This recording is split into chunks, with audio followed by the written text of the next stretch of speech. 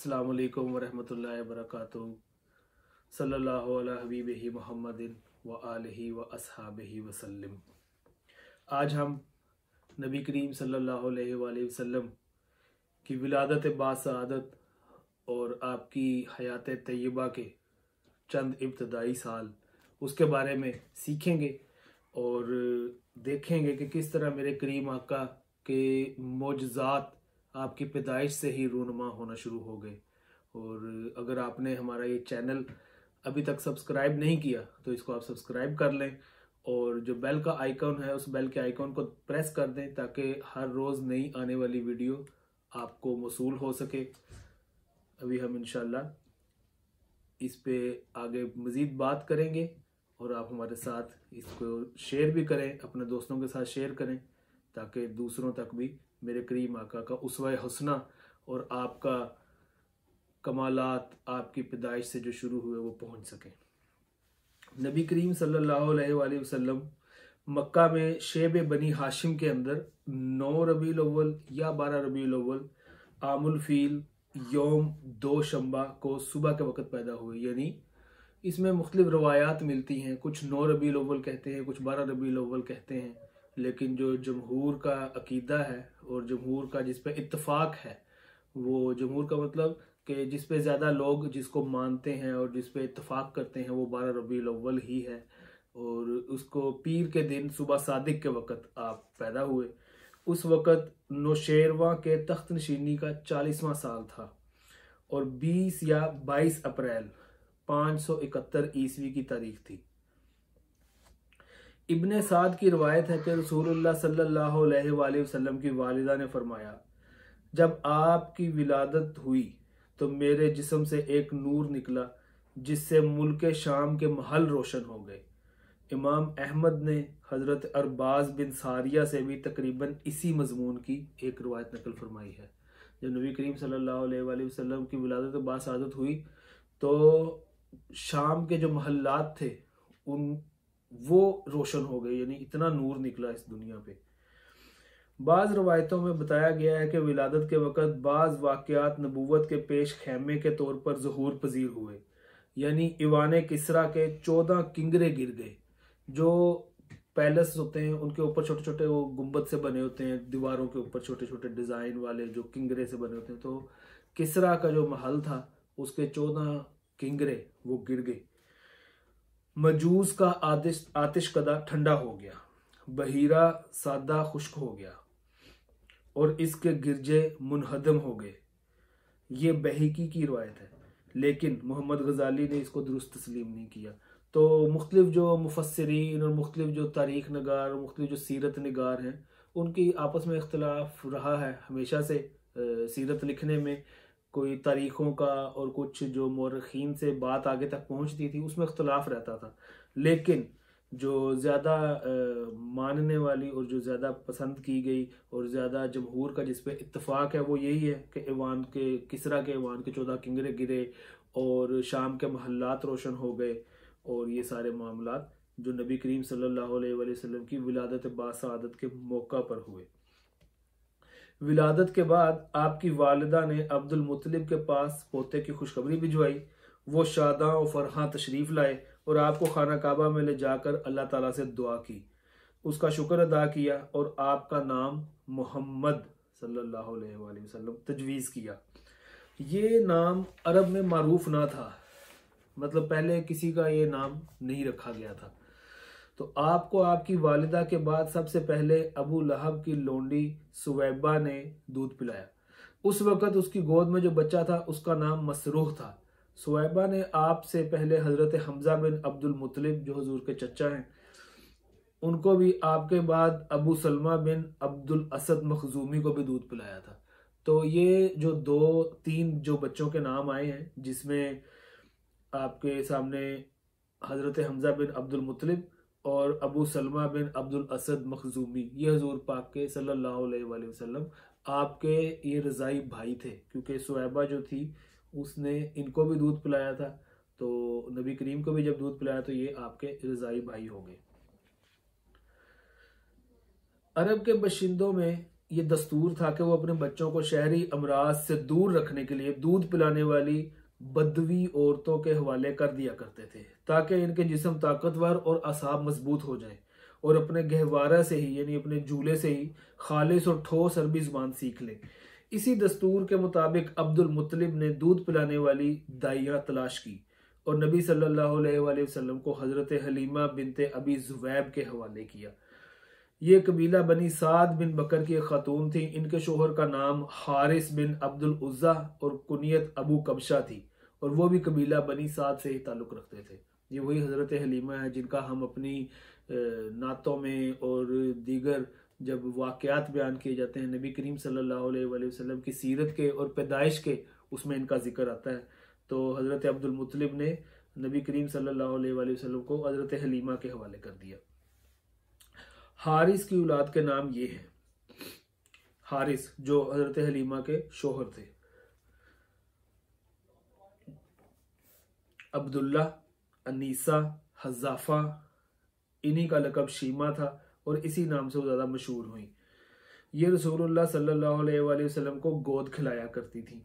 इनके अलावा अबू सुफियान बिन हारिस बिन अब्दुल मुत्तलिब जो रसूलुल्लाह सल्लल्लाहु अलैहि वसल्लम के चचेरे भाई थे, वो भी हज़रत हलीमा के वास्ते से आपके रज़ाई भाई थे। आप सल्लल्लाहु अलैहि वसल्लम के चचा हज़रत हमज़ा बिन अब्दुल मुत्तलिब भी दूध पिलाने के लिए बनु साद की एक औरत के हवाले किए गए थे। इस औरत ने भी एक दिन जब रसूलुल्लाह सल्लल्लाहु अलैहि वसल्लम हज़रत हलीमा के पास थे तो आपको दूध पिलाया। इस तरह आप और हज़रत हमज़ा दोहरे रज़ाई भाई हो गए, एक सुहैबा के ताल्लुक से जो मैंने पहले अभी बयान किया और दूसरे बनु साद की उस औरत के ताल्लुक से।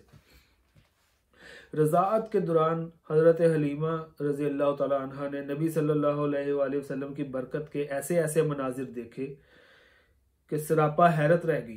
तफसीलात उन्हीं की ज़ुबानी हम सुनते हैं। हज़रत हलीमा जो बयान करती हैं वाक़यात, अब वही हम सुनते हैं। इब्ने इसहाक कहते हैं कि हज़रत हलीमा बयान किया करती थी कि वो अपने शोहर के साथ अपना एक छोटा सा दूध पीता बच्चा लेकर बनी साद की कुछ औरतों के काफिले में अपने शहर से बाहर दूध पीने वाले बच्चों की तलाश में निकली। ये कहत साली के दिन थे और कहत ने कुछ बाकी ना छोड़ा था।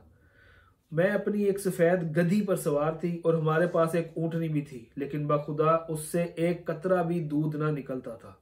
इधर भूख से बच्चा इस कदर बिलकता था कि हम रात भर सो नहीं सकते थे। ना मेरे सीने में बच्चे के लिए कुछ था, ना ऊँटनी इसकी खुराक दे सकती थी। बस हम बारिश और खुशहाली की आस लगाए बैठे थे। मैं अपनी गधी पर सवार होकर चली तो वो कमजोरी और दुबलेपन के सबब इतनी सुस्त रफ्तार निकली कि पूरा काफिला तंग आ गया। खैर, हम किसी न किसी तरह दूध पीने वाले बच्चों की तलाश में मक्का पहुंच गए। फिर हम में से कोई औरत ऐसी नहीं थी जिस पर रसूलुल्लाह सल्लल्लाहु अलैहि वसल्लम को पेश न किया गया हो। यानी अब ये हज़रत हलीमा सादिया जो हैं वो बयान कर रही हैं कि किस तरह नबी करीम सल्लल्लाहु अलैहि वसल्लम की जो बरक़ात और आपके मोजज़ात वो ज़ाहिर होना शुरू हो गए कि वो एक गरीब पसमानदा बिल्कुल ऊँटनी थी उनके पास, जिसका दूध भी नहीं आता था और सुस्त रफ्तार से थी। जब वो मक्का पहुंची तो सबसे लेट पहुंची और आपसे पहले आने वाली जितनी भी दाइया औरतें थी सबके सामने नबी करीम सल्लल्लाहु अलैहि वसल्लम को पेश किया गया। लेकिन जब उसे ये बताया जाता कि आप सल्लल्लाहु अलैहि वसल्लम यतीम हैं तो वो आपको लेने से इनकार कर देती, क्योंकि हम बच्चे के वालिद से दाद और दोहश की उम्मीद रखते थे। हम कहते कि ये तो यतीम है, भला इसकी बेवा माँ और इसके दादा क्या दे सकते हैं। बस यही वजह थी कि हम आपको लेना नहीं चाहते थे।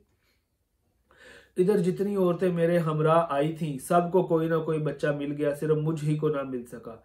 जब वापसी की बारी आई तो मैंने अपने शोहर से कहा, खुदा की कसम मुझे अच्छा नहीं लगता कि मेरी सारी सहेलियां तो बच्चे ले लेकर जाएं और तनहा मैं कोई बच्चा लिए बगैर वापस जाऊं। मैं जाकर उसी यतीम बच्चे को ले लेती हूँ। शोहर ने कहा, कोई हर्ज नहीं, मुमकिन है अल्लाह इसी में हमारे लिए बरकत दे दे। इसके बाद मैंने जाकर बच्चा ले लिया और महज इस बिना पर ले लिया कि कोई और बच्चा ना मिल सका। हजरत हलीमा रजी अल्लाह तआला अन्हा कहती हैं कि जब मैं उस बच्चे को लेकर अपने डेरे पर वापस आई और उसे अपनी आगोश में रखा तो उसने जिस कदर चाहा दोनों सीने दूध के साथ इस पर उमड़ पड़े और उसने शिकमसेर होकर पिया। उसके साथ उसके भाई ने भी शिकमसेर होकर पिया। फिर दोनों सो गए। हालांकि इससे पहले हम अपने बच्चे के साथ सो नहीं सकते थे। उधर मेरे शोहर ऊँटनी दोने गए तो देखा कि इसका थन दूध से लबरेज है। उन्होंने इतना दूध दोहा कि हम दोनों ने नहायत आसूदा होकर पिया और बड़े आराम से रात गुजारी। उनका बयान है कि सुबह हुई तो मेरे शोहर ने कहा, हलीमा, खुदा की कसम तुमने एक बाबरकत रूह हासिल की है। मैंने कहा, मुझे भी यही तवक्को है। हलीमा कहती हैं कि इसके बाद हमारा काफिला रवाना हुआ। मैं अपनी इसी खस्ता हाल गधी पर सवार हुई और इस बच्चे को भी अपने साथ लिया, लेकिन अब वही गधी खुदा की कसम पूरे काफिले को काट कर इस तरह आगे निकल गई कि कोई गधा इसका साथ ना पकड़ सका। यहाँ तक कि मेरी सहेलियां मुझसे कहने लगी, ओ अबू जुएब की बेटी, अरे ये क्या है, जरा हम पर मेहरबानी कर, आखिर ये तेरी वही गधी तो है जिस पर तू सवार होकर आई थी। मैं कहती, हाँ हाँ बाखुदा ये वही है। वो कहती, इसका यकीनन कोई ख़ास मामला है। और इस पे शायर ने जब कहा कि ऊँटनी देखो जिसको पहले चलना भी ना आए, मेरे नबी को गोद में लेकर सबसे आगे जाए। तो ये हज़रत हलीमा जब नबी करीम सल्लल्लाहु अलैहि वसल्लम को लेकर वापस जाने लगी तो उनकी जो ऊँटनी थी और जो गधी थी वो साथ साथ उस पर सवार थी और ऊँटनी उनके पास थी। तो जो सबसे स्लो थी, पहले काफिला जब आया था तो सबसे पीछे रह गई थी, और जब वापस जाने लगे, जब मेरे करीम आका उस पर सवार हुए तो वो ऊँटनी और वो गधी, वो दोनों जानवर जो है वो इतना तेज भागे कि सारा काफिला पीछे रह गया और सारा काफिला हैरान रह गया। सुभान अल्लाह। फिर आगे आप फरमाती हैं कि फिर हम बनु साद में अपने घरों को आ गए। मुझे मालूम नहीं कि अल्लाह की रूए ज़मीन का कोई खित्ता हमारे इलाके से ज़्यादा कहत ज़दा था, लेकिन हमारी वापसी के बाद मेरी बकरियां चरने जाती तो आसूदा हाल और दूध से भरपूर वापस आई। हम धोते और पीते जब किसी और इंसान को दूध का एक कतरा भी नसीब ना होता। इनके जानवरों के थनों में दूध सिरे से रहता ही ना था, हत्ता कि हमारी कौम के शहरी अपने चरवाहों से कहते कि कमबख्तो, जानवर वही चराने लेकर जाया करो जहां अबू जुवैब की बेटी का चरवाहा ले जाता है।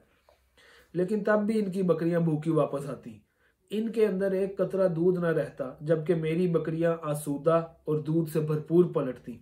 इस तरह हम अल्लाह की तरफ से मुसलसल इजाफे और खैर का मुशाहिदा करते रहे, यहाँ तक कि उस बच्चे के 2 साल पूरे हो गए और मैंने दूध छुड़ा दिया।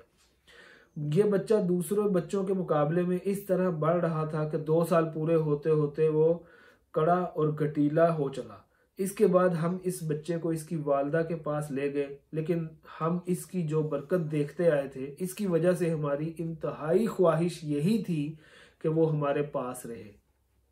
चुनाचा हमने इसकी माँ से गुफ्तगू की।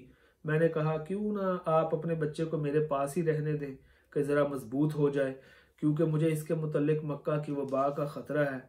गर्ज हमारे मुसलसल इसरार पर उन्होंने बच्चा हमें वापस दे दिया। यानी हज़रत हलीमा 2 साल के बाद जब दूध छुड़वाया नबी करीम सल्लल्लाहु अलैहि वसल्लम को, तो उसके बाद जब मक्का वापस लेके गई तो इनका दिल यही था कि ये हमें वापस मिल जाएं। और क्योंकि जो उनकी बरक़ात और जो उन्होंने खैर और बरकत अपने घर में देखी थी, अपने जानवरों के साथ देखी थी, वो उस वजह से वो ये चाहती थी कि ये हमारे पास ही रहें और कुछ अरसा मज़ीद, कुछ साल मज़ीद ये हमारे साथ रहें। तो उन्होंने जब इसरार किया तो नबी करीम सल्लल्लाहु अलैहि वसल्लम की वालिदा माजिदा ने ये उनका इसरार जो है वो तस्लीम कर लिया और वो वापस हुजूर को अपने साथ ले आई। रसूलुल्लाह सल्लल्लाहु अलैहि वसल्लम मुद्दत रज़ाअत ख़त्म होने के बाद भी बनु साद ही में रहे, यहाँ तक कि विलादत के 4थे या 5वें साल शक्के सदर का वाक़या पेश आया जब आपका सीना चाक किया गया। उस वाक़े की तफसीलात जो है वो कुछ इस तरह है कि हज़रत अनस रज़ी अल्लाह तआला अन्हु से सही मुस्लिम में मरवी है कि रसूलुल्लाह सल्लल्लाहु अलैहि वसल्लम के पास हज़रत जिब्रील अलैहिस्सलाम तशरीफ़ लाए। आप बच्चों के साथ खेल रहे थे। हज़रत जिब्रील ने आपको पकड़ा और सीना चाक करके दिल निकाला, फिर दिल से एक लोथड़ा निकाल कर फरमाया कि ये तुमसे शैतान का हिस्सा है। फिर दिल को एक तश्त में जमजम के पानी से धोया और फिर उसे जोड़कर उसकी जगह लौटा दिया। इधर बच्चे दौड़कर आपकी माँ के यानी दाइया के पास पहुंचे और कहने लगे कि माज़अल्लाह मोहम्मद कत्ल कर दिया गया। उनके घर के लोग झटपट पहुंचे, देखा तो आपका रंग उतरा हुआ था।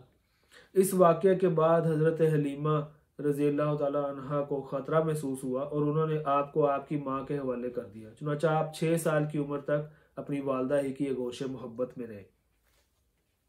उधर हज़रत आमना का इरादा हुआ कि वो अपने मुतवफ़ी शोहर की याद वफ़ा में यसरब जाकर उनकी कब्र की ज़ियारत करें। चुनाचा वो अपने यतीम बच्चे मोहम्मद सल्लल्लाहु अलैहि वसल्लम, अपनी खादिमा उम्मे ऐमन और अपने सरपरस्त अब्दुल मुत्तलिब की मायत में कोई 500 किलोमीटर की मुसाफत तय करके मदीना तशरीफ़ ले गई और वहाँ एक माह तक क़याम करके वापस हुई। लेकिन अभी इब्तदा राह में थी कि बीमारी ने आ लिया, यानी मदीना शरीफ से वापस आने ही लगे थे कि बीमारी आ गई।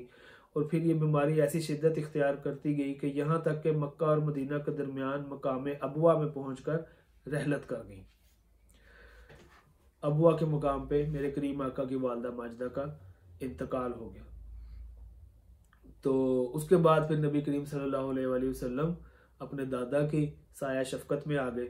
हज़रत अब्दुल मुत्तलिब रज़ी अल्लाह तआला अन्हु आपके पास आ गए। तो अभी हम देखते हैं कि फिर उसके बाद आगे फिर क्या हुआ कि बूढ़े अब्दुल मुत्तलिब अपने पोते को लेकर मक्का पहुंचे। उनका दिल अपने इस यतीम पोते की मोहब्बत और शफकत के जज्बात से तप रहा था, क्योंकि अब इसे एक नया चरका लगा था कि जिसने पुराने जख्म कुरेद दिए थे। जैसे कि हज़रत अब्दुल मुत्तलिब के बेटे हज़रत अब्दुल्ला, पहले वो वफात पा गए थे। नबी करीम सल्लल्लाहु अलैहि वसल्लम की पैदाइश से 6 माह कबल ही आपकी वफात हो गई थी। और अब आप अभी बिल्कुल 9 उम्री में थे, 6 साल के, तो आपकी वालदा माजिदा भी इस दुनिया से पर्दा फरमा गई। तो हज़रत अब्दुल मुत्तलिब के जज्बात जो थे वो पोते के लिए ऐसी रिक्कत थी कि उनकी अपनी सुलभी औलाद में से भी किसी के लिए ऐसी रिक्कत ना थी। वो नबी करीम सल्लल्लाहु अलैहि वसल्लम से इतनी मोहब्बत करते थे कि अपने जो उनके बेटे थे बाकी, उनसे भी इतनी मोहब्बत नहीं करते थे जितनी अपने पोते से मोहब्बत करते थे। चुनाचा किस्मत ने आपको तन्हाई के जिस सहरा में ला खड़ा किया था, अब्दुल मुत्तलिब इसमें आपको तन्हा छोड़ने के लिए तैयार न थे, बल्कि आपको अपनी औलाद से भी बढ़कर चाहते और बड़ों की तरह इनका एहतराम करते थे। इब्ने हशाम का बयान है कि अब्दुल मुत्तलिब के लिए खाना काबा के साए में फर्श बिछाया जाता, उनके सारे लड़के फर्श के इर्द गिर्द बैठ जाते। अब्दुल मुत्तलिब तशरीफ लाते तो फर्श पर बैठते। उनकी अजमत के पेश नज़र उनका कोई लड़का फर्श पर ना बैठता, लेकिन रसूलुल्लाह सल्लल्लाहु अलैहि वसल्लम तशरीफ लाते तो फर्श ही पर बैठ जाते।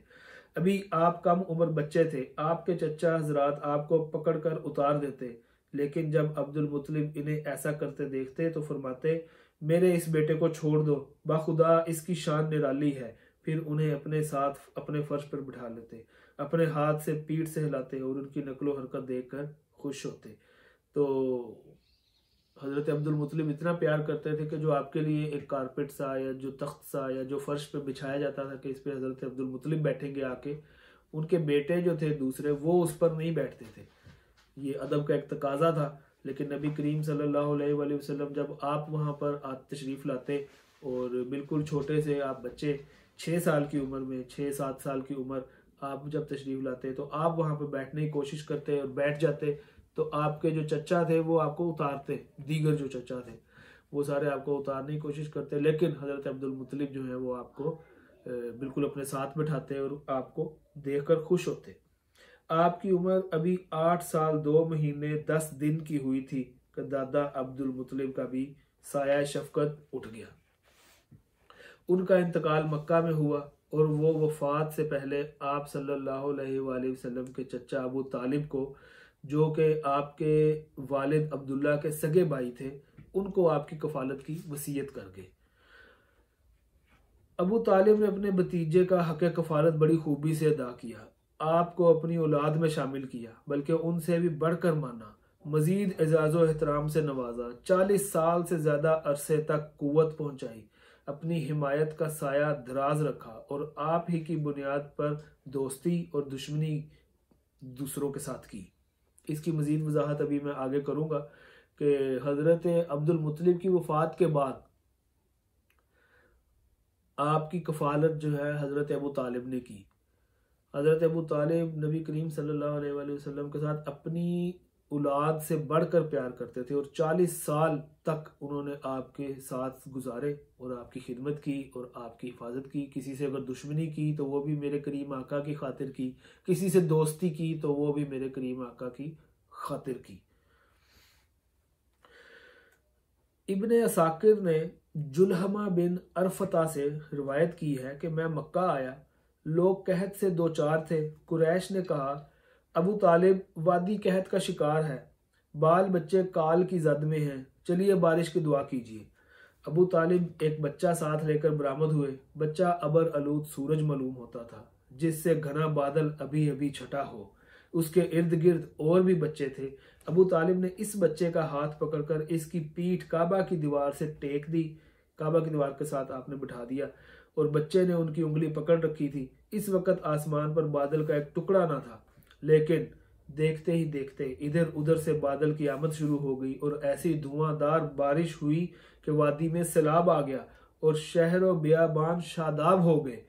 बाद में अबू तालिब ने इसी वाक़े की तरफ इशारा करते हुए नबी करीम सल्लल्लाहु अलैहि वसल्लम की मदह में कहा था कि वो खूबसूरत हैं, इनके चेहरे से बारिश का फैज़ान तलब किया जाता है, यतीमों के मावा और बेवाओं के मुहाफिज हैं। ये जो अबू तालिब ने जो शेर लिखे थे नबी करीम सल्लल्लाहु अलैहि वसल्लम की मदह करते हुए, उसका मैंने आपके सामने तर्जुमा पढ़ा है। तो ये मेरे करीम आका का ये मौजज़ा हज़रत अबू तालिब आपको लेकर आए और आपको काबे की दीवार के साथ टेक लगा के बिठा दिया और अल्लाह से दुआ की, तो फिर वहाँ पर बारिश होगी। बाज़ रवायात के मुताबिक जब आपकी उम्र 12 बरस और एक तफसीली कौल के मुताबिक 12 बरस 2 महीने 10 दिन की हो गई, तो अबू तालिब आपको साथ लेकर तिजारत के लिए मुल्क शाम के सफ़र पर निकले और बसरा पहुंचे। बसरा शाम का एक मुकाम और हौरान का मरकजी शहर है।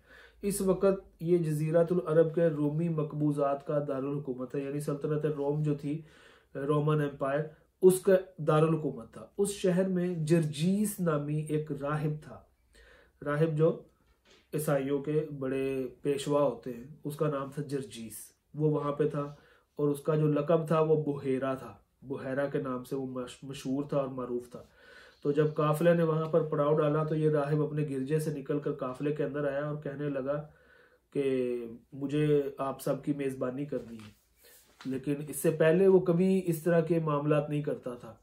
तो उसने रसूलुल्लाह सल्लल्लाहु अलैहि वसल्लम को आपके औसाफ की बिना पर पहचान लिया और आपका हाथ पकड़कर कहा कि ये सैयदुल आलमीन है, ये अल्लाह ने इन्हें रहमतुल आलमीन बनाकर भेजा है।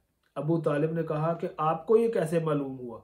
तो उसने कहा, तुम लोग जब घाटी के उस जानिब नमूदार हुए थे तो कोई भी दरख्त या पत्थर ऐसा नहीं था जो सजदा के लिए झुक न गया हो, और ये चीज़ें नबी के अलावा किसी और इंसान को सजदा नहीं करती। सुभान अल्लाह। फिर मैं उन्हें मोहर नबूवत से भी पहचानता हूँ, जो कंधे के नीचे नरम हड्डी के पास सेब की तरह है, और हम इन्हें अपनी किताबों में भी पाते हैं। यह बहीरा राहिब जो था वो बयान कर रहा था और उसने नबी करीम सल्लल्लाहु अलैहि वसल्लम का मौजज़ा बयान किया और ये सारे मामलात उस वक़्त से ये चलना शुरू हो गए। इसके बाद बुहेरा राहिब ने अबू तालिब से कहा कि इन्हें वापस कर दो और मुल्क शाम ना लेकर जाओ, क्योंकि यहूद से ख़तरा है। इस पर अबू तालिब ने बाज़ गुलामों की मायत में आप सल्लल्लाहु अलैहि वसल्लम को मक्का वापस भेज दिया। जब आपकी उम्र 15 बरस की हुई तो जंग फुज्जार पेश आई। इस जंग में एक तरफ कुरैश और इनके साथ बनु कनाना थे और दूसरी तरफ कैस ईलान थे। कुरैश और कनाना का कमांडर हरब बिन उमैया था। क्योंकि वो अपने सन और शरफ की वजह से कुरैश और कनाना के नज़दीक बड़ा मर्तबा रखता था। पहले पहर कनाना पर कैस का पल्ला भारी था, लेकिन दोपहर होते होते कैस पर कनाना का पल्ला भारी हो गया। इसे हरब फुज्जार या जंग फुज्जार इसलिए कहते हैं कि इसमें हरम और हराम महीने दोनों की हुर्मत चाक की गई। इस जंग में रसूलुल्लाह सल्लल्लाहु अलैहि वसल्लम भी तशरीफ़ ले गए थे और अपने चचाओं को तीर थमाते थे। ये आपकी ज़िंदगी की ये पहली जंग थी जिसमें आपने शिरकत की। इसका नाम था जंग फुज्जार। इस जंग के बाद एक हुर्मत वाले महीने ज़िकादा में हल्फुल फजूल पेश आई। चंद कबाइल कुरैश यानी बनी हाशिम, बनी मुतलिब, बनी असद बिन अब्दुल उज़्ज़ा, बनी ज़हरा बिन कल्लाब और बनी तैम बिन मुर्रा ने इसका एहतमाम किया।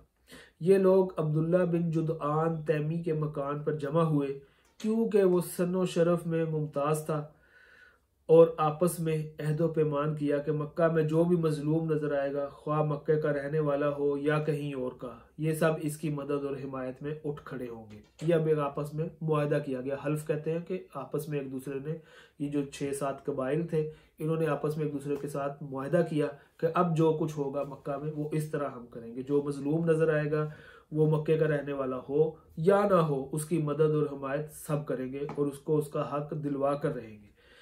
इस इज्तिमा में रसूलुल्लाह सल्लल्लाहु अलैहि वसल्लम भी तशरीफ़ फरमा थे और बाद में शरफ़ रिसालत से मुशर्रफ होने के बाद फरमाया करते थे कि मैं अब्दुल्ला बिन जुदआन के मकान पर एक ऐसे मुआहदे में शरीक था कि मुझे इसके अवज़ सुरख ऊँट भी पसंद नहीं, और अगर इस्लाम में इस अहद व पैमान के लिए मुझे बुलाया जाता तो मैं लब्बैक कहता। इस मुआहदे की रूह असबियत की तय से उठने वाली जहली हमीयत के मुनाफी थी।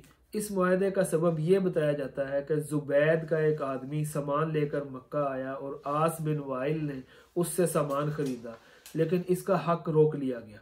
उसने हलीफ कबाइल अब्दुद्दार, मखजूम, जमा, सहम और अदी से मदद की दरख्वास्त की, लेकिन किसी ने तवज्जो न दी।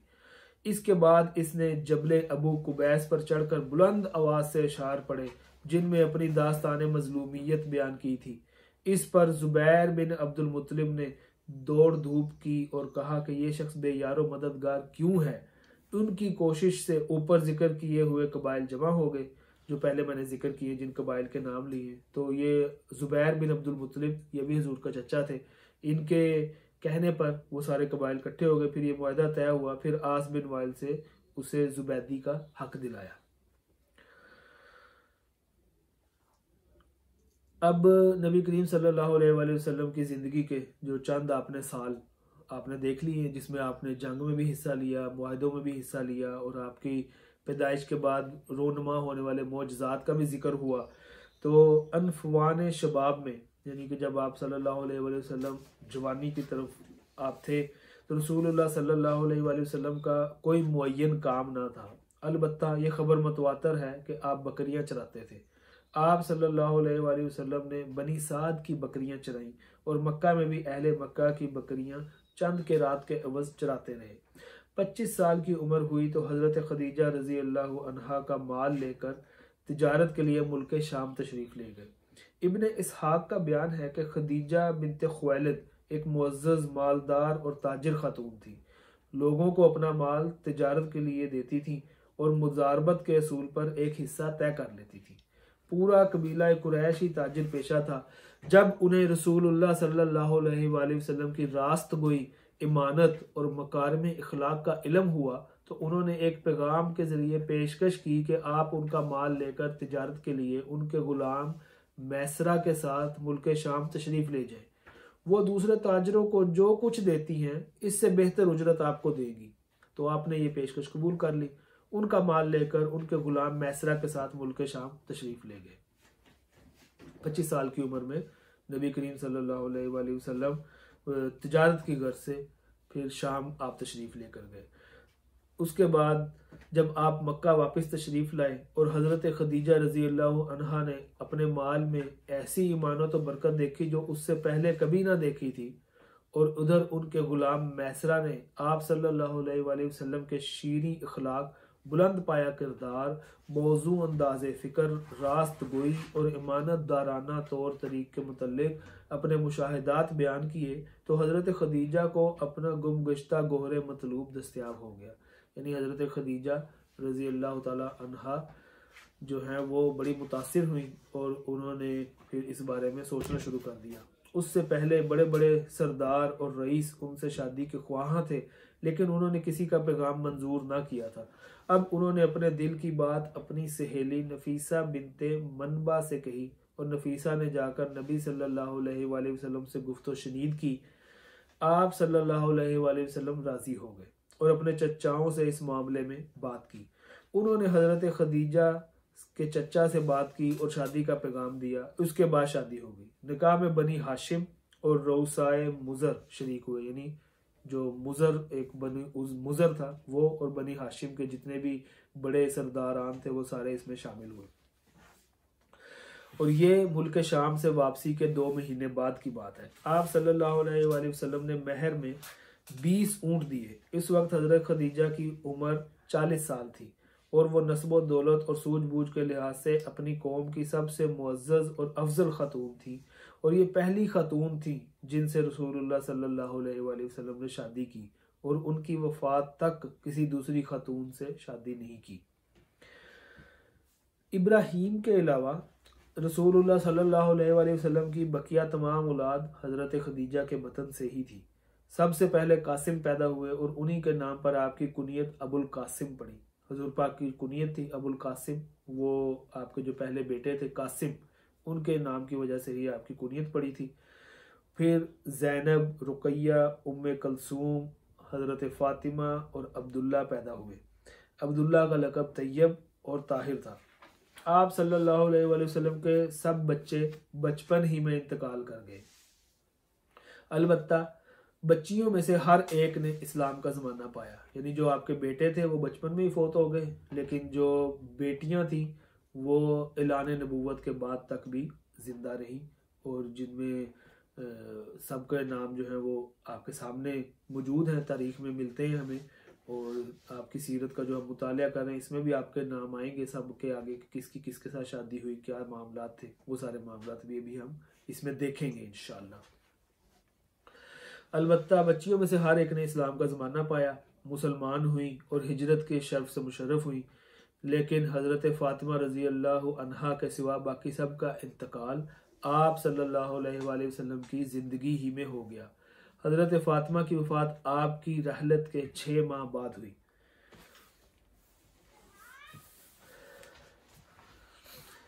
आप सल्लल्लाहु अलैहि वसल्लम की उम्र का 35वां साल था कि कुरैश ने नए सिरे से खाना काबा की तमीर शुरू की।